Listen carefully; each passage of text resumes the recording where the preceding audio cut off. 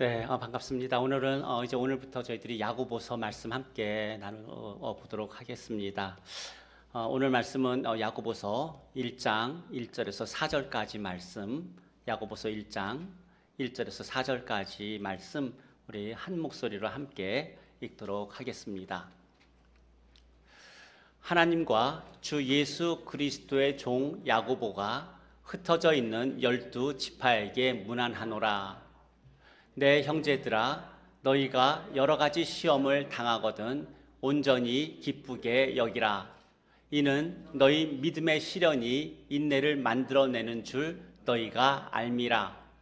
인내를 온전히 이루라. 이는 너희로 온전하고 구비하여 조금도 부족함이 없게 하려 함이라. 아멘. 네, 오늘 말씀은 내가 가는 길을 그가 아시나니라는 제목으로 전하도록 하겠습니다. 여러분, 오늘부터 이제 나누게 될 이 야고보서는 어떤 책일까요?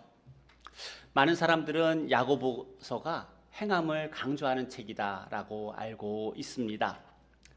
물론 야고보서가 행함의 중요성을 가르쳐주고 있지만 단순히 행위를 요구하는 그런 성경은 아닙니다. 오히려 그리스도인이라면 어떻게 살아야 하는가라고 하는 이 질문에 답을 해주는 책이 바로 야고보서입니다. 특히 피해갈 수 없는 고난과 시험 앞에서 그리스도인은 어떤 태도를 보여야 하는가, 이것을 말해주는 책이 야고보서라는 말씀입니다. 그래서 이 야고보서를 신약에 있어서의 잠언이라고 그렇게 말씀을 합니다. 겉으로 보게 되면 단순한 권면의 책으로 그렇게 들립니다. 하지만 예수님께서 산상수훈에서 하셨던 그 모든 말씀들과 사도 바울이 여러 서신서들을 통하여서 말했던 어떤 신학적인 그런 교리들을 실제적인 삶으로 풀어서 설명한 책, 바로 그 책이 야고보서입니다. 그런데 이 야고보서가 특별히 의미가 있는 것은 무엇이냐면 야고보서가 그 모든 삶을 직접 다 살았다는 이야기예요.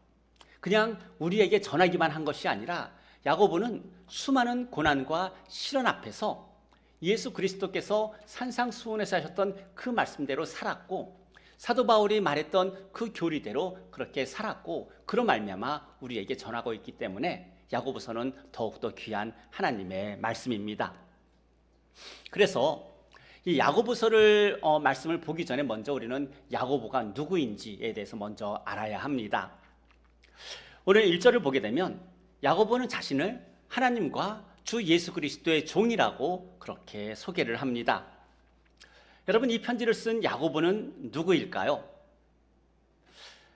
오늘 이 편지를 쓴 야고보는 예수님께서 이 땅에 오셔서 공생애로 사역을 하실 때, 이 땅에 계실 때 그는 예수님을 믿지 않았던 사람이에요. 예수님의 형제였음에도 불구하고 예수님을 믿지 않은 야고보가 이 야고보서를 씁니다. 그렇다면 예수님을 믿지 않았던 야고보였는데 어떻게 예루살렘 교회의 지도자가 될 수 있었을까요? 고린도전서 15장에서 이렇게 말씀하고 있어요. 그가 예수 그리스도께서 부활하신 후에 야고보에게 보이셨다. 즉 부활하신 예수님을 목격하고 나서 야고보는 예수 그리스도를 나의 주로 고백하고 믿음을 갖게 되었다는 말씀입니다. 사도 바울이 다메섹 도상에서 예수님을 만나고 나서 그 눈의 비늘이 벗겨진 것처럼 야고보도 부활하신 예수님을 만난 이후에 믿음이 생기고 예수님을 구주로 섬기게 되었다는 말씀입니다. 그 후에 야고보는 예루살렘 교회의 중심 인물이 됩니다. 사도행전 15장에 보게 되면 예루살렘 공회가 처음으로 열리는데 그 공회의 의장을 맡았던 사람이 바로 야고보입니다. 또 베드로가 감옥에서 풀려났을 때 그 소식을 누구에게 전합니까? 야고보에게 전합니다. 사도 바울도 이방 교회에서 모은 그 헌금을 가지고 와서 예루살렘 교회의 대표인 야고보에게 그 헌금을 전달합니다. 그렇다면 예루살렘 교회의 대표로서 살았던 야고보는 예수 그리스도를 믿은 그 다음에 어떤 삶을 살았을까요? 특별히 초대교회 예루살렘 교회를 보게 되면 그 안에는 여러 파벌들이 있었어요. 그래서 논쟁이 참 많았다고 성경은 그렇게 말씀합니다. 특별히 예루살렘 교회에는 어떤 사람들이 있었냐면 율법에 열심을 가진 그런 그리스도인들이 있었어요. 뿐만 아니라 성전 예식은 그대로 진행하고 있었다는 이야기입니다. 그런 상황에서 교회를 이끈 사람이 바로 야고보였다는 이야기입니다. 여러분, 그렇게 어떤 율법을 중시하고 또 여러 파벌들이 있고 율법에 대해서 특별히 열심히 있는 그런 사람들이 그리스도인 되어서 함께 예배를 드리는 그런 공동체가 되었을 때, 여러분, 그 공동체만큼 힘든 공동체가 여러분 어디 있겠습니까? 야고보의 삶을 보게 되면 매일이 시험이었고 매일이 고난이었을 겁니다. 그런데 야고보는 그 시기에 예루살렘 교회를 평화롭게 이 예루살렘 교회를 섬깁니다. 그런데 야고보의 그런 어떤 고난과 끊이지 않는 시련으로 말미암아서 야고보는 매일 하나님께 매달렸어요. 그래서 요세푸스라는 유대 역사가가 쓴 기록에 의하면 이 야고보의 무릎이 낙타의 무릎처럼 굳어졌다라고 하는 그런 기록이 있을 만큼 야고보는 하나님께 매달리지 않으면 안 되는 그런 삶을 살았다는 겁니다. 그래서 야고보가 그런 매일의 시험과 고난 가운데서도 주님께 매달리며 교회를 섬기면서 자신이 경험했던 것을 통해서 오늘 우리들에게 이렇게 말합니다. 내 형제들아, 너희가 여러 가지 시험을 당하거든 온전히 기쁘게 여기라. 이 말씀은 단순한 교훈이 아닙니다. 야고보 자신의 이야기입니다. 그의 삶은 하루도 평안할 날이 없었어요. 왜 그랬을까요? 그의 삶에 하루도 평안한 삶이 없었는데 그럼에도 불구하고 그는 고난을 기쁘게 여겼습니다. 그 이유는 과연 무엇일까? 야고보는 자신이 지금 있는 그 고난에 대해서 다 알지는 못했지만 그 고난이 끝이 아니라는 것을 알았기 때문입니다. 오늘 야고보는 자신을 소개하면서 사도라고 말하지 않습니다. 야고보는 부활하신 예수님을 목격한 사도입니다. 그럼에도 불구하고 오늘 자기를 소개할 때 이렇게 소개합니다.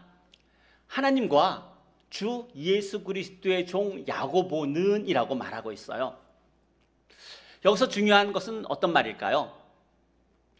이 종이라는 단어, 이 종이라는 단어보다 더 중요한 것이 뭐냐면 누구의 종이냐 하는 거예요. 만일 야고보가 사람의 종이었다면 어떨까요? 야고보의 인생은 별 볼 일 없는 인생입니다. 그런데 야고보가 하나님과 주 예수 그리스도의 종이었기 때문에 야고보의 삶은 매우 귀한 삶입니다. 그래서 우리는 그 삶을 살았던 사람의 이야기를 들어야 합니다. 오늘 야고보서는 특별히 흩어져 있는 12지파에 보내는 그런 편지입니다. 흩어져 있는 12지파, 이들은 누구일까요? 역사적으로 보면 주전 587년에 유다가 바벨론에 의해서 멸망합니다. 이때 예루살렘에 있던 많은 사람들이 바벨론의 포로로 끌려갑니다. 그렇지만 바벨론의 포로로 끌려가는 그 많은 사람들보다도 훨씬 더 많은 사람들이 예루살렘을 떠나서 이방 땅으로 흩어지게 됩니다. 여기서 12지파는 단지 바벨론에 끌려간 이스라엘 백성들만 말하는 것이 아니라 온 세계 만방에 퍼져 살아가고 있는 이스라엘 사람들을 이야기하고 있는 겁니다. 특별히 이집트의 알렉산드리아라고 하는 곳을 보게 되면 그곳에 이스라엘 사람들이 수십만 명이 살았다는 그런 기록도 있습니다. 그래서 흩어져 있는 12지파는 단순히 지리적으로만 흩어져 있는 것이 아니라 영적으로도 흩어져 있는 그런 사람들이고, 그래서 우리도 야고보서의 수신자라고 말할 수가 있습니다. 왜냐하면 우리도 또한 하나님께서 약속하신 그 땅에서 아직 살지 못하는 사람들이기 때문입니다. 그렇다면 야고보는 왜 이 편지를 썼을까요? 거기에 대한 답이 2절에서 이렇게 나옵니다. 내 형제들아, 너희가 여러 가지 시험을 당하거든 온전히 기쁘게 여기라. 야고보가 가장 먼저 언급하려는 내용은 여러 가지 시험에 대한 권면이에요. 왜냐하면 이 성도들은 외적으로 어떤 가난과 억압, 착취를 당하며 살았고 박해를 당하는 그런 어려운 삶을 살았는데 그게 날마다 계속해서 이어졌기 때문입니다. 뿐만 아니라 그들 안에는 어떤 욕심, 정욕, 잘못된 어떤 죄의 습성들, 이러한 것들이 계속해서 그들을 유혹하고 있었기 때문입니다. 야고보가 성도들에게 또 우리들에게 전하는 메시지는 분명합니다. 고난과 시험은 반드시 누구에게나 있다는 거예요. 그렇기 때문에 중요한 것은 고난과 시험이 우리의 삶에 있느냐 없느냐가 아니라 그 고난을 어떻게 받아들이고 그 고난에 대해서 어떤 태도를 취해야 하는가, 이것이 우리에게는 중요한 겁니다. 사실 저희 교회는 이제 지난 한 달 전부터 지금까지 계속 어려운 일들을 겪고 있어요. 특별히 또 지난주는 여러 어려운 일들이 겹쳤습니다. 어떤 일들이 있었냐면, 우리 집사님 한 분은 한국에 계시는 큰오빠가 먼저 주님 부르심을 받고 소천하셨어요. 또 사모님 중에 한 분은 갑자기 응급실에 또 들어갔다가 오셨고요. 또 장로님 중에 한 분은 대개 사모님이 교통사고를 당하는 그런 일도 있었습니다. 그 외에도 우리 가운데는 건강의 문제, 어떤 경제적인 문제, 수많은 문제, 특별히 자녀의 문제, 여러분 우리에게는 끊이지 않습니다. 바로 이것이 우리가 살아가는 우리의 실제적인 삶이라는 이야기입니다. 우리는 모두 믿음으로 살아가지만 믿음으로 살아감에도 불구하고 우리에게 다가오는 고난과 시련은 너무나도 힘든 것임에는 틀림이 없습니다. 오늘 야고보는 먼저 우리에게 시험과 고난은 누구에게나 반드시 있다라고 말하고 있어요. 오늘 2절을 보면 내 형제들아 너희가 여러 가지 시험을 당하거든 이라고 말하고 있어요. 여기서 당한다는 말은 뭐냐면 당할 수도 있고 당하지 않을 수도 있다는 말이 아니에요. 그래서 가정을 말하는 것이 아닙니다. 누구에게는 시험이 있고 누구는 그 시험을 피해갈 수 있다는 것을 말하는 것이 아니라 누구에게나 항상 시험이 있다는 것을 가르쳐주고 있는 겁니다. 그래서 야고보가 우리에게 묻는 것은 어떤 시험이 있느냐 없느냐 그것을 묻는 것이 아니라 그 시험을 만났을 때 어떻게 대할 것인가를 우리에게 묻고 있습니다. 사실 우리는 어떤 그런 시련과 고난이 우리의 삶에서 없기를 너무나도 바랍니다. 그런데 요한복음에서 예수님께서 어떻게 말씀하셨습니까? 세상에서는 우리가 환난을 당한다고 그렇게 말씀하셨어요. 또 사도행전에서는 하나님의 나라에 들어가려면 많은 환난을 겪어야 한다고도 말씀하셨고, 베드로도 우리를 연단하려고 오는 그 불시험을 이상한 일 당하는 것처럼 여기지 말라고 그렇게 말씀합니다. 성경 전체가 한 목소리로 말하는 것은 뭐냐면 우리 중에 누구도 이 땅에 살아가는 날 동안에 고난과 시험을 피해갈 수 없다는 겁니다. 그럼에도 불구하고 우리는 그 고난을 피하고 싶어 합니다. 어떤 어려움이 다른 사람에게는 일어날지라도 내게는 그 일이 일어나지 않기를 우리는 바라는 마음들이 있습니다. 그리고 실제로 어떤 사람들은 설마 그 일이 내 삶에서 내 인생 가운데서 일어날까? 이런 의문과 질문을 갖고 살기도 합니다. 여러분, 믿음이 어릴수록 어떻게 고난을 바라보냐면 그 고난을 이상하게 생각합니다. 왜 나에게 이 고난이 왔을까? 그리고 하나님이 나를 지켜주신다면 나에게 고난이 없을 거라고 그렇게 생각합니다. 그런데 성경은 그렇게 말하지 않습니다. 세상에서 겪는 고난과 시험이 나를 비켜가기를 기대하는 것, 그거는 그저 희망사항일 뿐입니다. 왜냐하면 이런 일은 절대 일어나지 않기 때문입니다. 우리 한번 옆에 계신 분들 한 번씩 이렇게 찬찬히 쳐다보시기 바랍니다. 네. 겉으로 보기에는 얼마나 건강하고 얼마나 평안해 보입니까? 그런데 그 속에는 말할 수 없는 고난과 눈물이 감추어져 있어요. 말 못한 사연을 우리 모두가 다 안고 살아가고 있다는 겁니다. 아무리 예수님을 오래 믿고 겉으로 보기에는 신앙이 좋아 보여도 고난과 시련을 피해서 살아가고 있는 사람은 단 한 명도 없습니다. 그래서 우리가 기도해야 되는 것은 하나님, 저 많은 고난이 피해가게 해 주십시오 라고 하는 기도 할 필요가 없어요. 왜냐하면 하나님은 이 기도를 안 들어주세요. 우리가 반드시 기억해야 하는 중요한 진리가 있습니다. 내가 원하든 내가 원하지 않든 내가 겪는 모든 고난과 시험은 하나님이 허락하셨고, 더 나아가서 하나님은 그 고난의 순간마다 우리의 아픔을 모두 아신다라고 하는 거예요. 하나님은 우리에게 일어나는 어떤 것도 모르시는 것이 없습니다.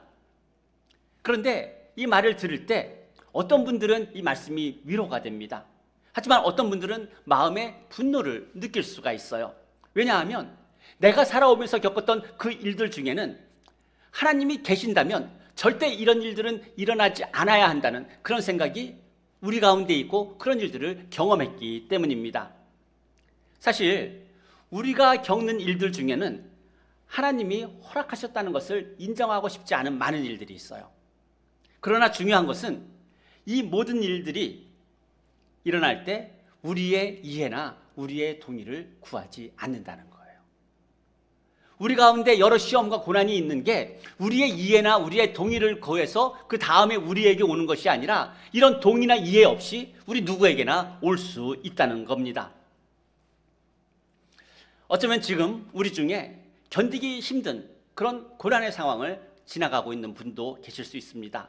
아니면 과거에 겪었던 아픔 때문에 그 상처가 아직도 이 마음 안에 남아있을 수 있어요. 또 앞으로 그 일을 겪게 될 우리들도 이 자리에 있습니다.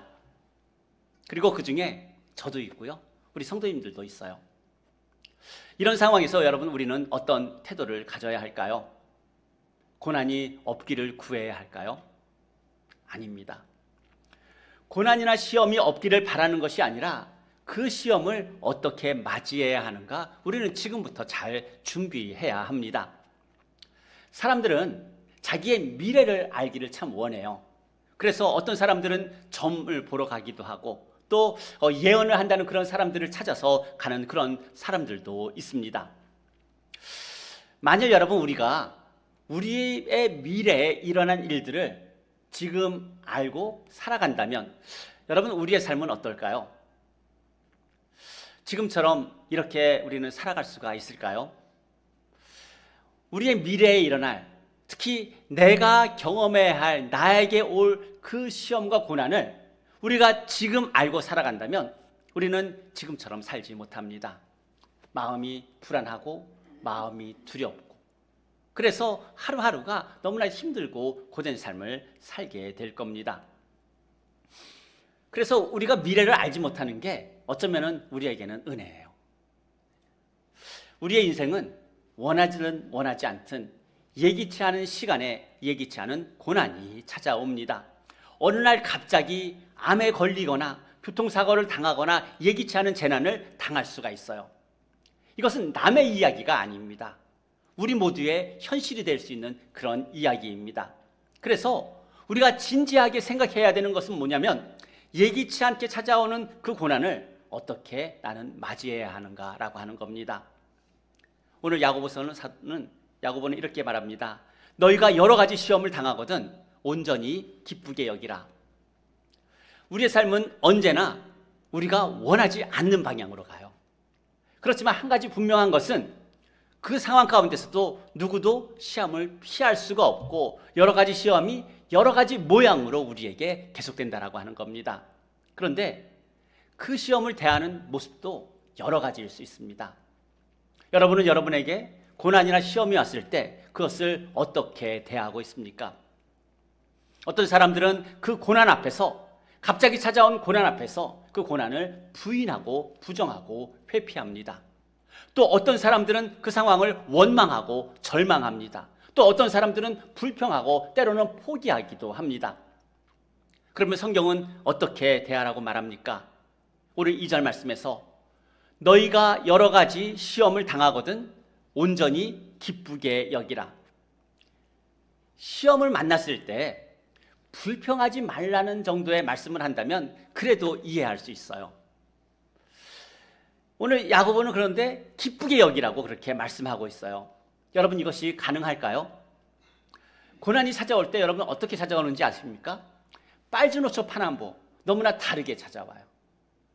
고난이 매번 똑같이 찾아오는 게 아니라 고난이 매번 다르게 원색적으로 그렇게 찾아온다는 말씀입니다. 그렇다면 그런 상황에서 그 고난을 기뻐한다라고 말한다면 그것은 여러분 어쩌면 위선일지도 모릅니다. 그런데 야고보는 고난을 기쁘게 여겨야 하는 이유를 3절과 4절에서 분명하게 설명을 합니다. 이는 너희의 믿음의 시련이 인내를 만들어내는 줄 너희가 알미라.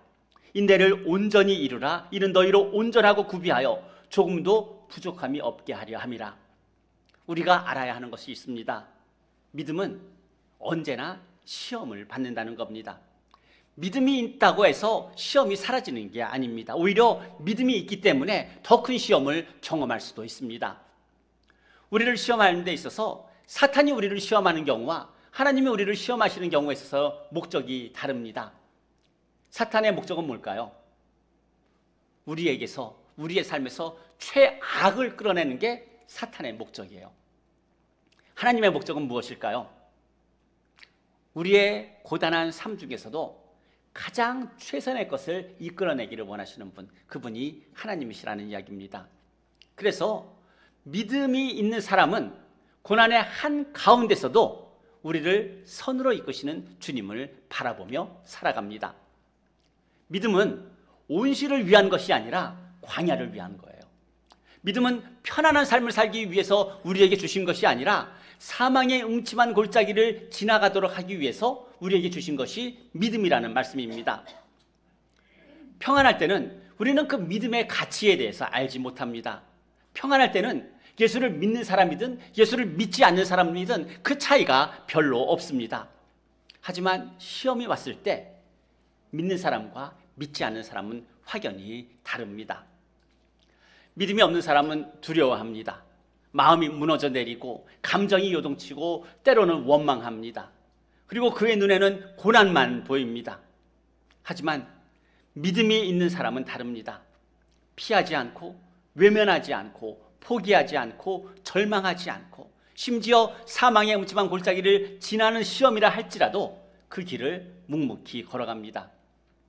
왜 그럴까요? 나는 모르지만 하나님은 그 길을 아시기 때문이에요. 또한 하나님의 허락 없이 나에게 그런 일이 일어나지 않기 때문입니다. 그래서 우리는 그런 고난을 받을 때 우리에게는 믿음이 있기 때문에 고난을 보는 것이 아니라 그 고난을 허락하신 하나님, 또한 우리가 걸어가고 있는 이 길의 끝을 아시는 그 하나님을 신뢰하는 믿음 가운데 하나님은 살아가게 하십니다. 여러분, 이것이 믿음이라고 하는 거예요. 시험과 고난은 누구에게나 반드시 찾아옵니다. 믿는 사람에게는 예외가 없어요. 때로는 더 큰 시련을 겪기도 합니다. 그렇다면 우리에게 중요한 것은 무엇입니까? 그 시련을 어떻게 맞이해야 하는가라고 하는 겁니다. 야고보는 분명히 말합니다. 너희가 여러 가지 시험을 당하거든 온전히 기쁘게 여기라. 그래서 시편 기자는 시편 119편에서 이렇게 말합니다. 우리 같이 한번 읽어보도록 하겠습니다. 고난 당하는 것이 내게 유익이라. 이로 말미암아 내가 주의 율례들을 배우게 되었나이다. 무슨 말입니까? 고난을 지나고 나서야 비로소 그 고난이 나에게 유익이었다는 것을 알게 되었다는 말이고, 고난을 지나 보니까 그제서야 내가 하나님의 말씀에 순종할 수 있게 되었다는 그런 말씀입니다. 단지 이것은 시편 기자의 고백이 아니에요. 모든 믿음을 가진 사람들의 고백이 되어야 합니다. 그런데 우리가 경험적으로 알듯 시험이 반드시 유익으로만 끝나지 않습니다. 그리스도인들에게 주어지는 그 시험이 반드시 유익으로 끝나지 않을 때가 있습니다. 여러분, 시험을 당할 때 어떤 사람은 망하는 그런 그리스도인들도 있어요. 여러분, 그 차이는 어디에서 나올까요? 믿음으로 인내하느냐, 그렇지 못하느냐의 차이입니다. 하나님께서 우리에게 믿음을 주셨는데 그 믿음으로 인내하느냐, 인내하지 못하느냐의 차이뿐입니다. 시험과 고난이 왔을 때 여러분, 자동적으로 그 시험과 고난이 우리에게 유익을 주지 않습니다. 믿음으로 인내하면서 그 시험을 온전히 바르게 통과했을 때 그때 비로소 우리에게 유익이 주어진다는 겁니다. 여러분, 믿음이라고 하는 게 뭘까요? 믿음은 인내입니다. 믿음은 끝까지 견디는 것이 믿음이에요. 그런데 인내가 왜 어렵습니까? 내가 그 문제를 컨트롤하려고 하기 때문입니다. 하나님께서 허락하셨고 하나님께서 모든 것을 아시고 특별히 내가 가는 그 길을 하나님이 아시는데도 불구하고 내가 나에게 있는 문제를 내가 컨트롤하려고 하다 보니까 여러분 이것이 온전히 인내로 이루어지지 않게 되는 겁니다. 여러분 분명히 기억해야 합니다. 내가 컨트롤하려고 하는 그 문제는 이미 우리의 믿음의 대상이 아니라고 하는 거예요. 우리가 살면서 내가 컨트롤할 수 없는 여러 시험과 고난을 만날 때가 있습니다. 아무리 기도해도 해결되는 것 같지 않고 아무리 노력해도 풀리는 것 같지 않은 그런 일들이 우리의 삶에는 분명히 있다는 이야기입니다. 이때 필요한 것이 무엇이라고 말씀합니까? 인내라고 하는 거예요. 왜냐하면 끝까지 견디는 것이 그것이 믿음이기 때문입니다. 여러분 그래서 시험이 우리에게 주는 가장 큰 유익 그것은 무엇이냐면 나의 자아가 깨지는 거예요. 내가 깨지는 거라는 말씀입니다.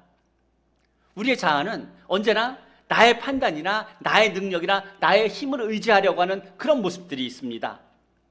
그런데 내가 원하지 않는 방향으로 흘러가는 것을 통해서 특별히 그 시간을 인내하며 살아가는 그 삶을 통하여서 우리는 우리의 자아가 깨어지게 되고 결국 하나님의 뜻이 내 삶에서 이루어지기를 바라는 그런 마음으로 우리는 살아가게 됩니다. 인내는 내가 상황을 컨트롤하는 것이 아니에요. 하나님께서 그 모든 상황을 컨트롤하고 계심을 믿는 것이 그것이 인내라고 하는 거예요. 그것이 믿음이라고 하는 겁니다.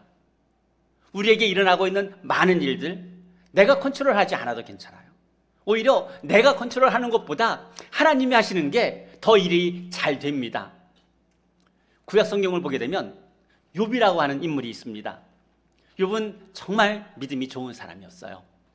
그런데 하나님은 그에게 시험을 허락하셨습니다.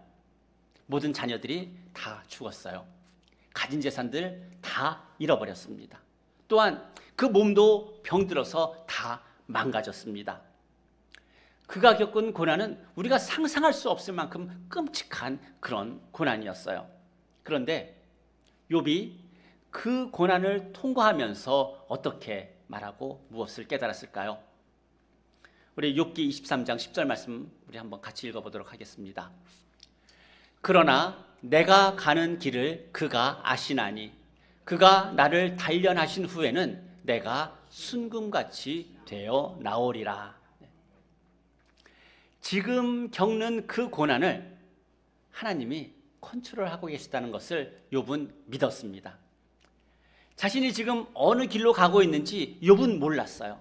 그렇지만 하나님은 알고 계신다는 것을 욥은 믿고 신뢰했다는 말씀입니다.